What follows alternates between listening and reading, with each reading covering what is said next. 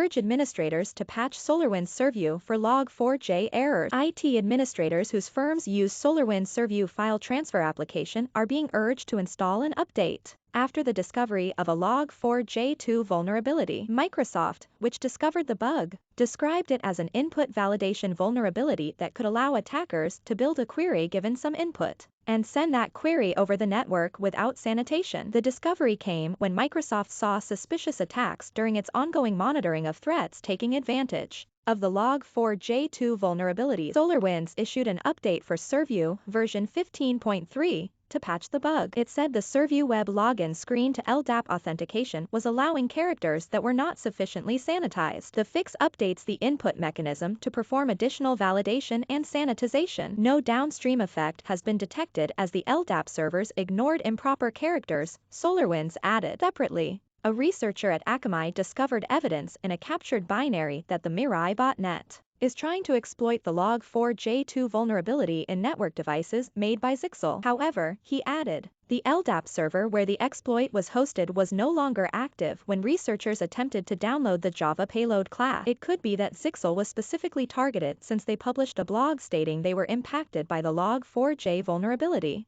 Blog author Larry Cashdollar said, of all its products, only the company's NetAtlas Element Management System is vulnerable. Zyxel issued a hotfix on December 20, 2021, and full patches will be available at the end of February. The interesting thing about this malware is if you have automated string extraction utilities for malware samples that log to a vulnerable Log4J instance, this payload could execute, he added. Doing so could possibly, depending on your setup, infect your malware analysis system. Again, patching your vulnerable systems is the key here to protect your servers from compromise.